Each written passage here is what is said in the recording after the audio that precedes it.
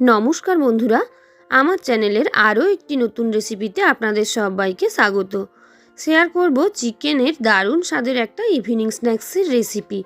তো রেসিপি শুরু করার আগে বলে রাখি, আমার চ্যানেলে আপনারা পেয়ে যাবেন ভীষণ সাধারণভাবে বানানো কিন্তু অসাধারণ স্বাদের প্রায় 900 থেকে 1000 মতন বাঙালি কিংবা অবাঙালি রেসিপি। তো প্রত্যেকটা রেসিপি সবার আগে পাওয়ার জন্য আমার নতুন বন্ধুরা ঝটপট চ্যানেলটাকে সাবস্ক্রাইব করে অল নোটিফিকেশান অন করে রেখো। আর পুরনো বন্ধুরা অবশ্যই ভিডিওটা শুরু থেকে শেষ অবধি দেখতে থাকো। আর ভালো লাগলে লাইক কমেন্ট শেয়ার করে দিতে একদমই ভুলে যেও না। দেখো, আজ শেয়ার করব একদম স্ট্রিট স্টাইল বা কেবিন স্টাইল চিকেন কাটলেট। তার জন্য দেখো, এখানে আমি প্রায় 400 গ্রাম চিকেনের ব্রেস্ট পিস নিয়ে নিয়েছি। মিশিয়ে নিলাম তার সঙ্গে দুটো বড় সাইজের পেঁয়াজ 8 টুকরো করে কাটা, প্রয়োজন মতন কাঁচা লঙ্কা, 1 আঙুল মতন আদার কুচি, দিয়ে দিয়েছি 1 মুঠো রসুন, প্রায় 15-20 কোয়া মতন, দিয়ে দিয়েছি প্রয়োজন মতন লবণ, 1 চিমটে হলুদের গুঁড়ো, 1 চামচ জিরের গুঁড়ো, 1 চামচ ধনের গুঁড়ো, আর সামান্য পরিমাণে লঙ্কার গুঁড়ো স্বাদ বুঝে। আর মিশিয়ে দিচ্ছি মাত্র 2 পিস পাউরুটির টুকরো, সাথে কিছুটা পরিমাণে ধনেপাতা কুচি। সব কিছুকে এবার মিক্সিতে খুব ভালো করে আমি পেস্ট করে নেব।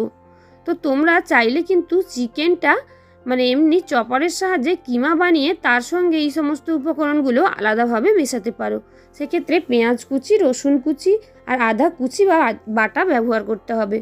তো দেখো, এবার একটা থালাতে আমি কিছুটা তেল দিয়ে থালার মধ্যে নিয়ে নিয়েছি যতটা পরিমাণ লাগবে কাটলেট বানাতে ডো। এবার এগুলোকে ভালো করে হাতের সাহায্যে চাপ দিয়ে দিয়েই কাটলেটের আকার গড়ে নিচ্ছি। তোমরা গোল, চারকোনা যেমন খুশি শেপ দিতে পারো। আমি দেখো এভাবে 4 চৌকো ডায়মন্ডের মতন শেপ দিয়েছি। তো এভাবে তোমরা প্রথমেই একটা ছুরি কিংবা বড় যে সমস্ত চপার হয় ওগুলো দিয়ে শেপ দিয়ে নিতে পারো। আর তা না হলে এগুলোকে ব্রেড ক্রাম্বসে কোট করার পরও সুন্দরভাবে শেপ দেওয়া যায়, যার যা ইচ্ছে। তবে 2 হাতের সাহায্যে বানাও কিংবা থালাতে বানাও, এভাবে সাদা তেল অবশ্যই লাগিয়ে নিতে হবে। এতে কি হবে, অনেক সহজে বানানো যাবে, হাতে লেগে যাবে না, কিংবা যেই পাত্রের মধ্যে কাটলেটটাকে শেপ দেব লেগে যাবে না। দেখো, একদম সুন্দর করে ডায়মন্ড শেপের দুটো কাটলেট বানিয়ে নিয়েছি। এবার এগুলোকে হালকা হাতে তুলে নেওয়ার পর আমি আগে থেকে ব্রেড ক্রাম্বস একটা প্লেটে ছড়িয়ে রেখেছি। ওই ব্রেড ক্রাম্বসের মধ্যে দিয়ে ভালো করে 2 পিঠ কোট করে নেব। ব্রেড ক্রাম্বসটা কিন্তু আমার দোকান থেকে কেনা, তো তোমরা চাইলে বাড়িতেও ব্রেড ক্রাম্বস বানাতে পারো। সেক্ষেত্রে কি হবে, যে সমস্ত টোস্ট বিস্কুট বা ক্রিম কেকার বিস্কুটগুলোকে ভালো করে গুঁড়িয়ে তোমরা ব্রেড ক্রাম্বস বানাতে পারো, কিংবা কাঁচা পাউরুটিগুলোকে আগে কড়াইতে ভালো করে শুকনো খোলায় নেড়ে ছেড়ে একটু মুচমুচে করে নিয়ে তারপর মিক্সিতে গুঁড়ো করেও ব্রেড ক্রাম্বস বানিয়ে নিতে পারো। দেখো, ব্রেড ক্রাম্বস দিয়ে খুব ভালোভাবে কোট করে নিয়েছি।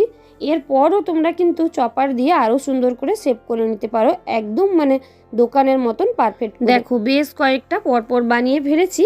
তবে এখানেই শেষ নয়, এই কাটলেট বানানোর ক্ষেত্রে ডবল কোটিং করলে কাটলেট খেতে অনেক বেশি ভালো হয়। তো এখানে দেখো, 2টো ডিম তার সাথে সামান্য লবণ মিশিয়ে একটা প্লেটের মতন কিংবা ছোট থালাতে ভালো করে ফেটিয়ে নিতে হবে। এইসব জায়গায় ফেটাতে হবে কেন, যাতে কাটলেটটা ডোবালে কোনো রকম অসুবিধে না হয়। ছোট বাটিতে ফেটালে কাটলেটগুলো ভেঙে যেতে পারে।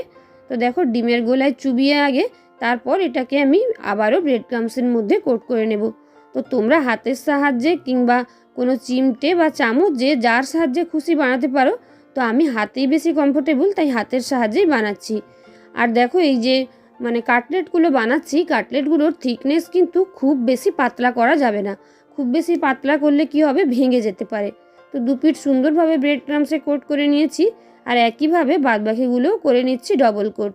তো এবার কড়াইতে আমি সাদা তেল দিয়ে তেলটাকে কিছুক্ষণ আগে গরম হতে দিয়েছি। তেলটা গরম হয়ে গেলে গ্যাসের ফ্লেমটা লো করে নিয়ে তারপর আমি এভাবে কাটলেটগুলোকে ছেড়ে দিয়েছি। কখনোই কাটলেটগুলোকে হাই ফ্লেমে ভাজা যাবে না। সেক্ষেত্রে কি হবে, কাটলেটগুলো ওপর থেকে মনে হবে ভাজা হয়ে গেছে, কিন্তু ভেতরে মাংসগুলো সুন্দরভাবে কুক হবে না, কাঁচা থেকে যাবে। আর কাটলেটের স্বাদটাও তত বেশি ভালো আসবে না। তাই একটু সময় নিয়ে, এই 4-5 মিনিট মতন সময় নিয়ে একটু গ্যাসের ফ্লেমটা মাঝারি থেকে লোতে রেখে উল্টে পাল্টে কাটলেটগুলোকে ভেজে নিচ্ছি।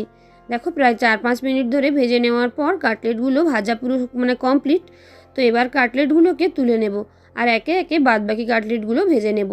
আর কাটলেটগুলোকে সার্ভ করতে হবে একদমই গরম গরম, কেন কি ঠান্ডা হয়ে গেলে এই সমস্ত স্ন্যাক্স খাবারগুলো অত বেশি স্বাদ পাওয়া যায় না। দেখো সার্ভও করে দিয়েছি কিছুটা টমেটো কেচাপ সাথে কাসুন্দি আর স্যালাডের সঙ্গে। সত্যি বলতে সন্ধ্যের সময় এই ধরনের স্ন্যাক্স বাড়িতেই বানানো গেলে যেমন খরচও কমবে, তেমনি বাড়ির কারুর আর বাইরের খাবার খেতেও ইচ্ছে করবে না। তো কতটা সহজ রেসিপি তোমরা দেখতেই পেলে। রেসিপিটা তোমাদের কেমন লাগলো অবশ্যই জানিও। দেখা হচ্ছে নতুন কোনো রেসিপি নিয়ে। টাটা।